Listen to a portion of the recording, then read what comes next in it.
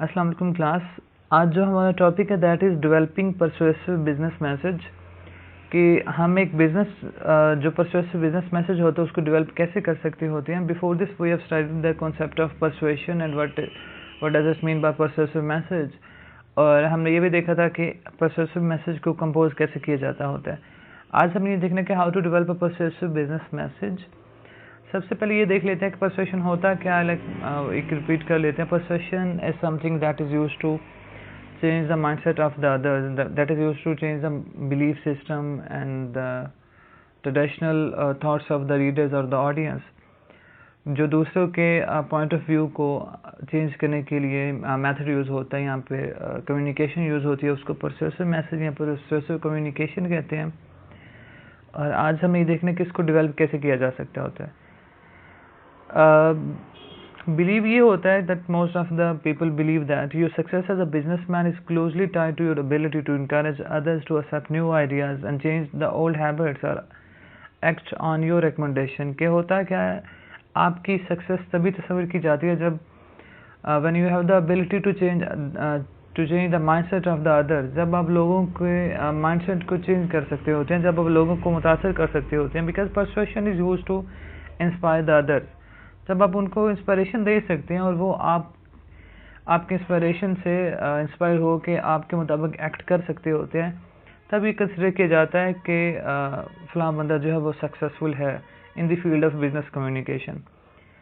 तो इसके लिए हमारे पास क्या होता है, परसुएशन होती है और उसकी कुछ टेक्निक्स होती हैं। इसके बाद ये देखा जाता है, अमूमन ये ख्याल किया जाता है कि persuasion is something related to forcing, but this concept is not correct. Persuasion is not forcing. Persuasion does not mean to force others, but persuasion is another kind of concept and forcing has another point of views। इसलिए हम इनको mix नहीं कर सकते होते, ना इनका जो मिक्सर होता है उसको हम परसुएशन कह सकते होते हैं। Forcing is on the base of something like that power, and persuasion is totally on the base of facts and evidence and your communication skills। इसलिए आपने कम्युनिकेशन के दौरान परसुएशन और फोर्सिंग का जो डिफरेंस है उसको आपने याद रखना है कि फोर्सिंग को हम परसुएशन नहीं कहते हैं, ना ही परसुएशन को हम फोर्सिंग कह सकते होते हैं। अच्छा, इसके अलावा हमारे पास we have 4 basic techniques that are used to develop and persuasive message, that are a persuasive message। उसको कैसे डेवलप किया जा सकता होता है। फर्स्ट ऑफ ऑल हमारे पास है forming your arguments, and after this we have balancing emotional and logical appeals. The third one is reinforcing your position, and the fourth one is anticipating objections. अच्छा, अब इनको वन बाय वन देख लेते हैं। Framing your arguments क्या होता है। Framing your arguments होता है many persuasive message follow some variations of the interact approach, one of the most commonly used. मतलब कि आपने जो आपके पास आर्गुमेंट्स हैं जो आप एक मैसेज के लिए कंपोज करने के दौरान आपने प्रेजेंट करने होते हैं, उनको कैसे फ्रेम आउट करना होता है और कैसे उनको इस काबिल बनाना होता है कि जो आपकी ऑडियंस है वो आपसे इंस्पायर हो जाए। For this purpose we have a model that is called an IEDA model, और इसको हम यूज़ करके परसुएसिव जो मैसेज होता है उसको डेवलप कर सकते होते हैं। IEDA मॉडल क्या होता है। Basically this model is design for indirect approach, but it can also be helpful in direct approach। basically it is designed for indirect approach। ये ज़्यादा जो सक्सेसफुल है वो indirect approach के लिए है, लेकिन direct approach में भी इसका यूज़ किया जा सकता होता है। अच्छा, जैसे AIDA मॉडल, इसके एब्रिविएशन को हम अगर देखते हैं, A is used for the attention and I used for the interest, D is used to arouse the desire and A is used to arouse the action. मतलब क्या होता है कि आपने अटेंशन जो ऑडियंस के अटेंशन को डेवलप करना है, उसके इंटरेस्ट को डेवलप करना है, उनके डिज़ायर को डेवलप करना है और उनके एक्शन को डेवलप करना है। अटेंशन को आपने कह ले, आपका जो फर्स्ट ऑब्जेक्टिव होता है वो होता है to develop the audience attention, कि आप ऑडियंस की अटेंशन को कैसे डेवलप कर सकते होते हैं। और ये ऐसे हो सकता होता है कि आप उनको ग्राउंड लेवल पे जाके ग्राउंड रियलिटीज़ को टच करके ऐसी डिटेल दे जिससे उनकी इंटरेस्ट डेवलप हो जाए और उनको लगे कि अच्छा इस चीज़ में हमारा फ़ायदा हो सकता होता है।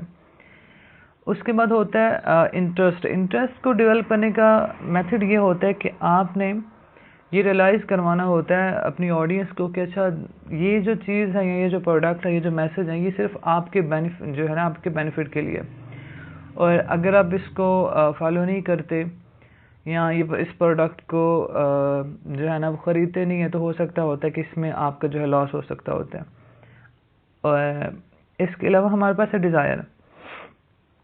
आपने अपनी ऑडियंस की डिज़ायर को इम्प्रूव करना होता है, उसको उनकी इंटरेस्ट को इस लेवल पे लाना होता है कि वो डिज़ायर बन जाए। और जब वो डिज़ायर बन जाती होती है, इसका मतलब होता है कि अगला बंदा या जो आपकी ऑडियंस है वो इस पोजीशन में है कि वो आपकी बात को मान जाए, वो आपके उस मैसेज को मान जाए और आपके प्रोडक्ट को जो है वो ख़रीद सकती है।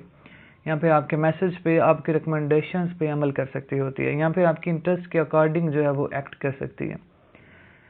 इसके बाद एक्शन होता है। एक्शन मतलब उनको सजेस्ट कर दें कि you have to take this action and you have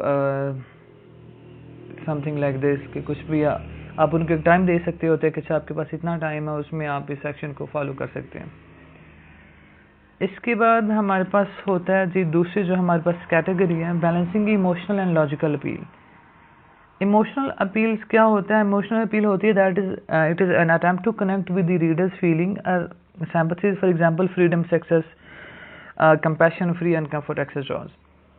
emotional मतलब कि आपने उनकी जो इमोशंस होते हैं उनको टच करना होता है, ताकि अगला जो आपकी ऑडियंस है वो ज़्यादा इमोशनली इन टच होके, इमोशनली अराउज होके आपके मैसेज को सुन ले और आपके मैसेज पे एक्ट कर सके। क्योंकि जब एक बंदा इमोशनली आपके साथ अटैच होता है या आपके किसी प्रोडक्ट के साथ, आपके मैसेज के साथ, तो वो उसमें ज़्यादा पॉसिबिलिटीज़ होती है कि वो आपकी बात को जल्दी से उस पर कायल हो जाए और उसके अकॉर्डिंग अमल कर ले।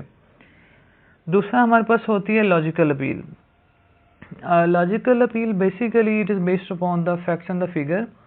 It can also be said that it is based on the reader's notion of reason. Using logical appeal carries with ethical responsibility to avoid faulty logic. मतलब कि आपके पास दो कैटेगरीज होंगी, एक होगी इमोशनल अपील, दूसरी होगी लॉजिकल अपील। इमोशनल होगी कि जब आप उनको इमोशनल टच ही बनाएंगे, जब आप उनके इमोशंस तक जाके उनके इमोशंस के अकॉर्डिंग एक्ट करेंगे ताकि आप उनको अपने मैसेज के अकॉर्डिंग एक्ट करवा सकें, वो होती है इमोशनल अपील। जैसे हमारे यहाँ अक्सर होता है, हम इमोशनल ब्लैकमेलिंग का कॉन्सेप्ट अक्सर चलता है। अच्छा, उसके बाद है लॉजिकल अपील। लॉजिकल अपील मतलब आप उनको इतने फैक्ट एंड फिगर दे दें जिससे उनको आपके प्रोडक्ट में या आपके मैसेज में कोई रीज़न नज़र आ जाए। रीज़न मतलब उनको लगे कि वाकई ये प्रोडक्ट या जो मैसेज है ये लॉजिकल है, क्योंकि ये बेस कर रहा है फैक्ट्स और फिगर की बुनियाद पे, इसलिए इसमें पॉसिबिलिटी ज़्यादा होगी कि वो आपकी बात को एक्सेप्ट कर लें और आपकी रिकमेंडेशन के मुताबिक या आपके डिज़ायर के मुताबिक एक्ट कर लें। और अपने डिज़ायर के मुताबिक, अपने टेस्ट के मुताबिक एक्ट करवाना ही हमारे लिए वो परसुएशन होती है, वही हमारा मेजर काज है। अच्छा, इसके बाद हमारे पास आता है रीइंफोर्सिंग योर पोजीशन, कि आपने जो अपनी पोजीशन है उसको स्ट्रॉन्ग रखना होता है, उसको अगले बंदे तक पहुंचाना होता है ताकि जो कॉन्सेप्ट ऑफ क्रेडिबिलिटी है वो डेवलप हो सके। और कॉन्सेप्ट ऑफ क्रेडिबिलिटी को डेवलप करने के बाद हमारे पास दूसरी जो चीज़ आती है रीइंफोर्सिंग में, वो होती है you have to examine your language, कि आपको अपनी लैंग्वेज को एग्जामिन करना होगा कि अच्छा मैं कौन सी लैंग्वेज यूज़ कर रहा हूँ और मेरी पोजीशन कौन सी है। इस पोजीशन पे रह के मैं किस किस्म की लैंग्वेज यूज़ कर सकता होता हूँ और कौन से ऐसे वर्ड्स हैं जिनकी सिलेक्शन के थ्रू मैं अपना मैसेज जो है वो कन्वे कर सकता होता हूँ। क्योंकि हर पोजीशन की एक अपनी लैंग्वेज होती है, उसकी अपनी वर्ड सिलेक्शन होती है, हर इंसान की अपनी चॉइस ऑफ वर्ड्स होता है, तो वो उसने देखना होता है अपनी पोजीशन के मुताबिक। आपने अपनी पोजीशन को डिफेंड करने के लिए ऐसे वर्ड्स का सिलेक्शन करनी है, ऐसे वर्ड्स को आपने सेलेक्ट करना है जो कि आपकी पोजीशन को भी डिफेंड करें, आपके मैसेज को भी डिफेंड करें और आपके कंपनी के इमेज को भी डिफेंड करें।